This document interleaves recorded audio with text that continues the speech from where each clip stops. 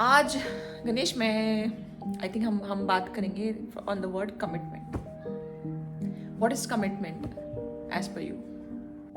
तो मुझे लगता है कि कमिटमेंट अगर हम देखें तो when you say commitment it necessarily means that you have a relationship with that person और with that entity, other entity. It could be organisational commitment, employer employee commitment, या फिर दो हस्बैंड वाइफ के बीच में कमिटमेंट, या फिर भाई भाई के बीच में कमिटमेंट.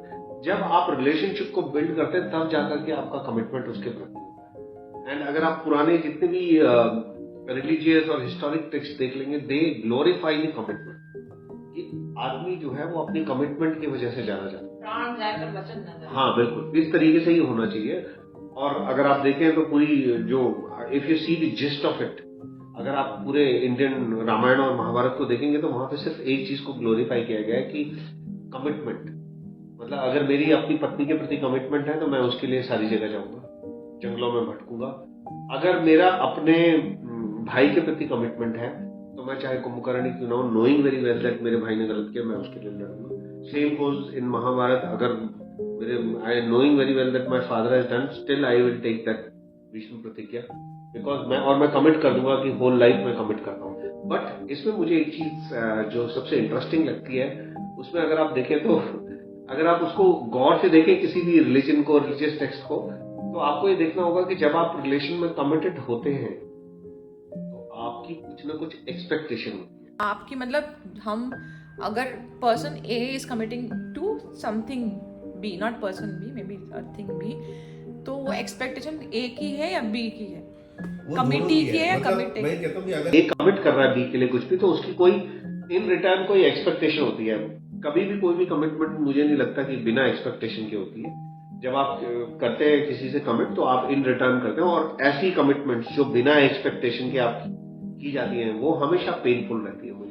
मुझे ऐसा लगता है. आप अपने आस पड़ोस में कितनी सारी कमिटमेंट देख लीजिए, अगर वो एक्सपेक्टेशंस के बिना है. जैसे कि for example mother's commitment towards child, right, it is not generally it is out of any expectation, but then that is the place where mother invests a lot of time, effort and energy, और वो mother के लिए एक मतलब socially speaking कोई बहुत ज्यादा फायदे का. लेकिन एक क्वेश्चन ये आता है कि ये नहीं है कि हम कमिटमेंट जो है हम अपनी एक्सपेक्टेशन क्लियरली बताते नहीं. For example when it comes to job commitment, clearly बताया होता है कि ये करना है, वो करना है, ये अचीव करना है, ये नहीं करना है, this is your role, this is not your role.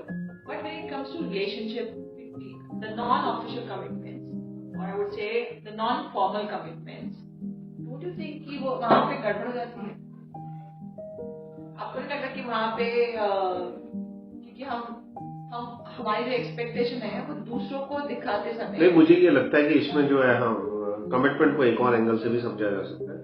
हम दूसरों को दिखाने के लिए कुछ कमिटमेंट करते हैं, जैसे ऑर्गेनाइजेशनल कमिटमेंट होती है, लेकिन मुझे लगता है कि उससे ज्यादा कमिटमेंट जो है वो आदमी के इंडिविजुअल कैरेक्टर की ओर इशारा करती है. जो लोग character wise they are high, those who take high moral ground, वो लोग अपने जॉब के प्रति, अपने रिलेशनशिप के प्रति मुझे लगता है ज्यादा कमिटेड होते हैं as compare to the other person.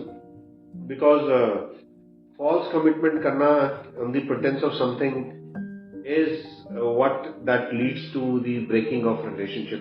मुझे लगता है कि अगर हम लोग सोच समझ के रिलेशनशिप में कोई भी कमिटमेंट करें तो शायद बहुत सारे रिलेशनशिप के टूटने का, ब्रेकअप होने का जो सिलसिला है वो कम हो जाएगा, और लोगों की एक्सपेक्टेशन बहुत रियलिस्टिक हो जाएगी.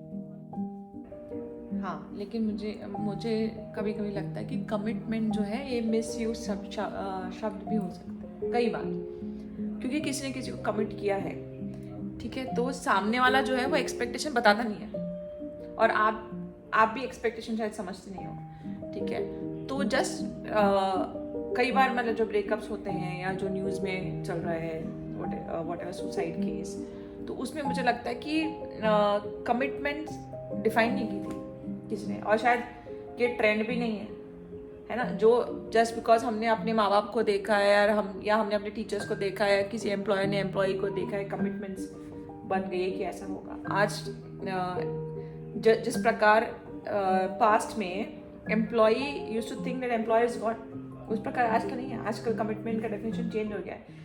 The company also needs the employee and the employee also needs the company, so it's a mutual commitment. तो वैसे don't you think in relations, personal relations also ऐसे कमिटमेंट ओपन माइंड से होने चाहिए? Open mind से commitment होना बहुत जरूरी है, बिकॉज उस तरीके से जब कमिटमेंट होती है तो एक्सपेक्टेशन जो है सेट आउट होती है और एक दूसरे को पता रहती है, और उसमें जो है इस तरीके का हार्ट बर्न होने के चांसेस कम होते हैं.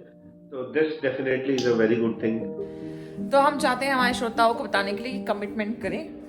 Commitment is a good thing, लेकिन कमिटमेंट रियलिस्टिक रखें. चाहे आपकी जॉब के प्रति हो, चाहे आपकी पर्सनल कमिटमेंट हो, चाहे हस्बैंड वाइफ में हो, चाहे आपके बच्चों से हो, चाहे आपके माँ बाप से हो, भाई बहन से हो, लेकिन कम्युनिकेट करें कमिटमेंट्स में. कमिटमेंट के बाद उनको भी समझ में आना चाहिए सामने वाले को कि आपने कमिट किया है और आपने एक्सपेक्ट किया कि सामने वाला कमिट किया है.